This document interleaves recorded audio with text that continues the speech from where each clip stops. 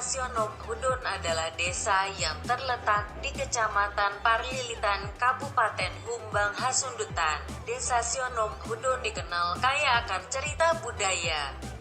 Salah satunya adalah tentang burung ajaib atau yang dikenal dengan burung pamal. Menurut cerita yang diyakini masyarakat setempat, burung ini adalah burung kiriman Simbuyak-Embuyak. Dan kedatangan burung-burung ini juga sebagai isyarat untuk memulai musim tanam di desa tersebut. Setiap tahunnya, kawanan burung ini datang bergerombolan ke desa Sionom Hudon. Tepatnya pada bulan Oktober dan akan pergi bulan April. Burung pamal ini adalah burung aneh. Dari puluhan ribu yang datang, burung itu memiliki ukuran badan yang sama besar. Tidak terlihat perbedaan jantan dan betina. Selama bermigrasi tidak ada bersarang atau bertelur.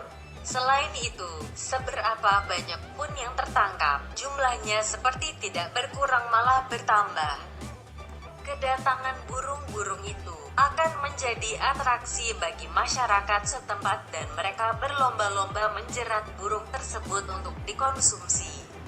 Tradisi ini disebut Marbanto. Aktivitas Marbanto juga menanamkan nilai-nilai kebersamaan dan kejujuran bagi masyarakat setempat. Sebab jika di antara mereka terjadi selisih paham atau kelakuan yang tercela, maka perburuan burung tidak akan mendapat hasil.